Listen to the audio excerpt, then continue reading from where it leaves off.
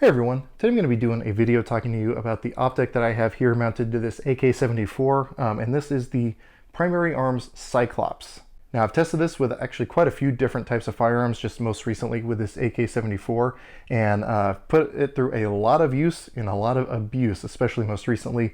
I took a rifleman class through Spartan Training Concepts, where it was hovering around freezing the whole time. We had a few inches of snow, it got wet, it got rained on, it got muddy, it got covered in dirt, and this thing kept on chugging. And so now I feel confident enough to do a review of this optic.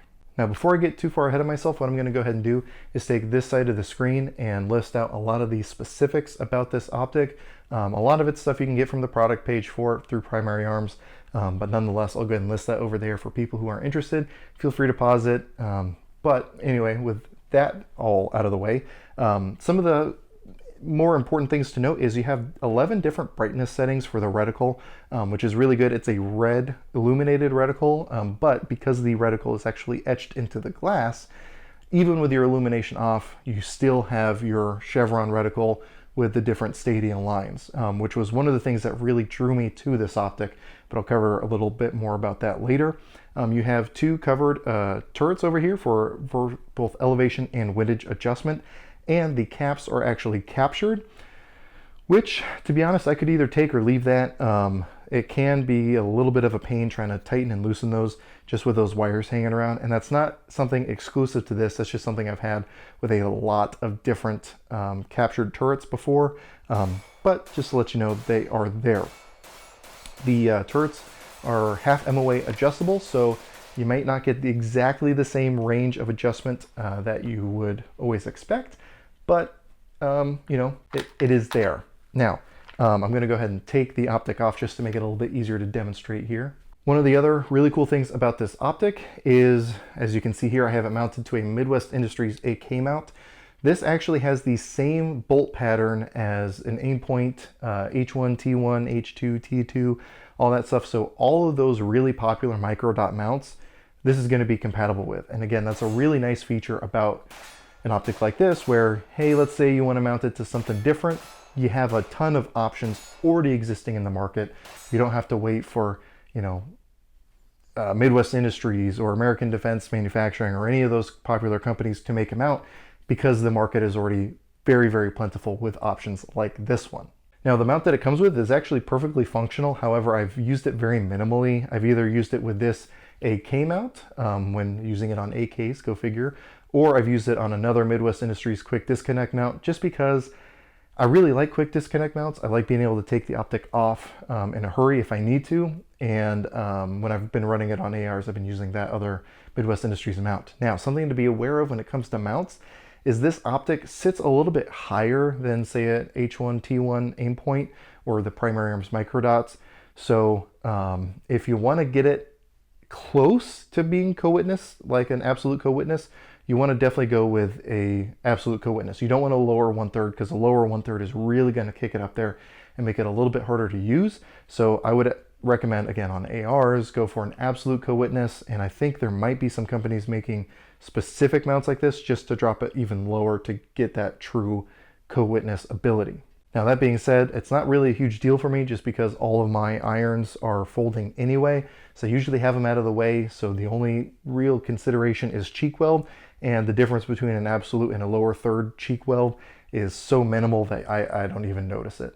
Now, to start talking about my experience with this optic, I want to first talk about how I was exposed to it.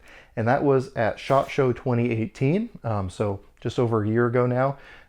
I saw this at the range day, and I was talking to one of my friends who used to work there, and he was telling me all about it. And as soon as he said 1X prism sight, it really piqued my interest, because I'm a big fan of red dots on a lot of my guns. However, one of the problems I have, well, there's two main problems I have with red dots on typical like ARs, AKs, anything like that. First of all, I have astigmatism, as you might be able to tell from my fashionable glasses here. And because of that, the red dots have a tendency to blur. Now, some are worse than others. Typically, the Primary Arms microdots aren't too bad, but there is still a little bit of blurring that takes place, which really kind of complicates really good precise shots at longer distances. The second problem with those traditional red dots is when the battery dies, you have nothing. You have nothing to aim through. You can at best use it as like a big ghost ring and then have your front sight up if you so choose, or just have your backup irons ready to go and either shoot through it, or if you really wanted to, you could pull your optic off and then just use your irons. Now, this gets around both of those issues. So, as I said, it's an etched reticle. It's a prism sight. So what that means is even with the batteries off, just like they're 1-to-6s, you have a reticle there always. It's always going to be there. And when it's illuminated, because it's an etched reticle like that, you don't have that same blurring, at least I don't. I can't imagine anyone else having it, but I don't have that same blurring issue that I get with those other red dots. The other great thing about this specific reticle is you have that chevron reticle, which means you have a much more precise aiming point than just a big round dot, especially for those people who are into like the 4 MOA dots or 6 MOA dots. Yeah, you can engage targets quickly, but I personally find that getting good tight groups at even 100 yards can be a little difficult because it's hard to get that same point of aim each and every time. With that chevron, it makes it very, very easy. And at the American Rifleman class, when we were doing our zeroing, I already had it zeroed, but I was going through it anyway. And I was getting, for the AK-74, which isn't super accurate, I was still getting about 2.5 MOA groups with this using cheap, I think it was Wolf hollow point ammo. So you can definitely be nice and precise with this chevron reticle. Now on top of that, just like with most of those ACSS reticles out there, you have some ranging capabilities built in. So you have some stadia lines below the chevron, as well as a horseshoe around that chevron, which are going to correspond to different things. The stadia lines, as far as width, are going to give you shoulder to shoulder at different distances, and with the bottom stadia line at a person's feet, you'll get the height of an average man-sized target at those distances as well. And then using the horseshoe around it, it's basically a lead for, I think it's 100 yards of a person running or jogging with a firearm to be able to lead a target if you need to for any sort of competition setting or Minuteman setting, depending on what environment you expect to find yourself in. Now, one thing I want to mention about the illumination is while it does go to 11, which is perfectly bright in almost every situation I found myself in. Again, this last weekend I was taking the American Rifleman class through Spartan Training Concepts, and we had about 3 to 4 inches of snow on the range. Now, with everything around being snowy, there was way more light present than I would normally find in an everyday situation here in Oregon. Because of that, the reticle did get washed out, at least the illumination part of it. So I didn't really pick up any illumination, even at 11 in the snow. However, because of that etched reticle, that nice black chevron and horseshoe stood out excellently against the snow. So I was still able to get good, precise target acquisition and point of aim. It just, the illumination wasn't really present at all in that extremely bright environment. But again, in almost every other environment I found myself in, there is a brightness setting that will work for me. Now, one other thing you have to keep in mind is because this is a prism sight and not a true red dot, there is going to be an eye relief that you have to get it at. So you can't, let's say you have an Ultimac rail on your AK.